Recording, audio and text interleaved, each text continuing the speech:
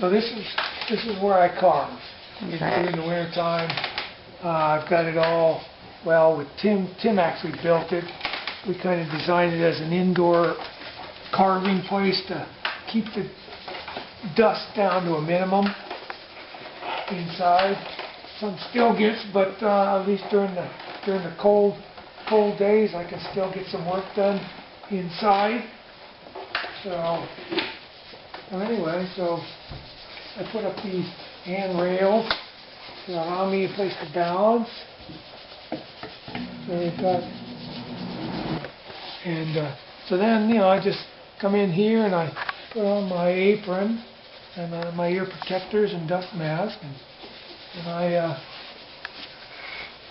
Tim helped construct all of this stuff on the bench here, so I can balance and work.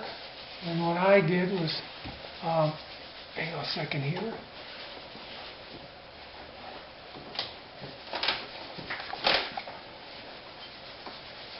So I just strung this rope. So what I do is I just put the rope behind me. And then I just put the rope behind me here. And it allows me to get in here and to work. Standing straight. And I'll just be able to lean back, on things. And so I'm working on this piece here. This is laminated Italian alabaster with some mahogany laminated in it. So it's going to be really pretty unique once it's all polished up, because this stone is really, you can see how translucent it is. Mm-hmm. And then the wood will be a nice mahogany with some oil on it. So how did you get it in there?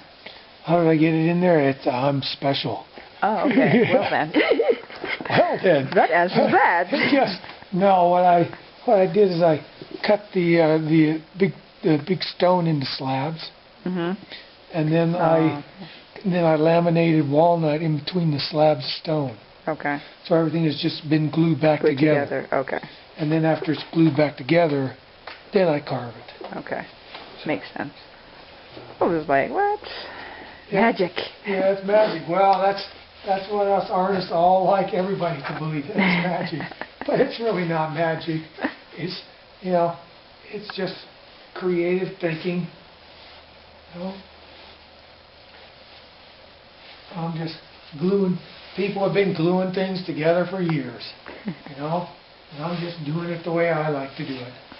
So That's pretty cool. There's more behind you there. So anyway, these are pieces from varying stages. Stone, laminated stone, some bronzes. My photography. And those pieces in the corner are all my private collection. They're all pieces from specific times that have a little meaning. The mahogany piece on the very top there, that's the first carving I did in college, where I actually decided to be a sculptor. Wow. Had never carved wood up till then, and I did it first in wax, and then I copied it in why am I doing this? Now there's you opened up Pandora's box there. I've come to realize that when I started doing this, because I started doing this with different people probably a good 3 or 4 years ago, and it really was more of a I've come to understand now that it was my way of, I want somebody to listen to my troubles. And I've come to understand here in the last couple of days that, guess what? There's nothing new. I have my troubles. Everybody has their troubles. Mine are just a little bit more visible. I'm doing this video because after 36 years of being a sculptor and all the things that I've learned from sculpting as far as helping me in my personal life and dealing with whatever MS is, it's for several reasons. One, to get out the creative message of having a creative life, of taking responsibility for what you think and what you say and what you do, and that being creative is not just being a sculptor or a painter, but it's about the way you live your life. It's about trying to be the best you can be. And for me, my artwork is a representation of how I have evolved and how I have changed. And also, a friend of mine and I have developed these devices that you've seen to help me get around. And we've done it on a shoestring basis.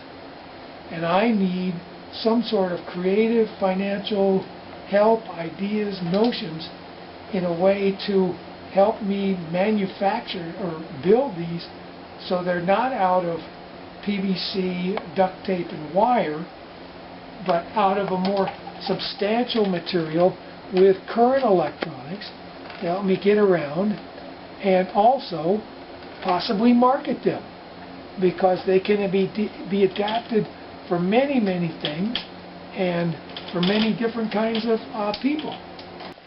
So how have you grown as an artist and as an individual over the years?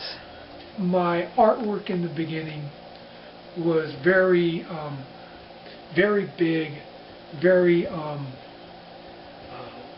simple, with simple holes in it and spaces. But my personal life was very complicated in many, many ways, like everybody's personal life is. Over the years, as I've really come to understand my past and its significance and heal it and be able to let it go, over all these years my artwork in that respect have become much more intricate. I put materials together. I put stone and wood together, stone and steel, stone and bronze. I use river rocks. I use plastic. So how I've developed is that instead of being single-minded and with a single goal of fame and fortune, I now take extreme joy in my creative endeavors to put forth stuff that nobody's seen before. Stone, for me, is completely liberating, because when I take a piece of stone off with the hammer or the chisel or the grinder, I can only go one direction, and that direction is forward. So I can't go back, I can't reduplicate, I can't put anything back on, I have to keep going forward. And that is how I've basically realized this being creative is I guess the metaphor or the representation of my life.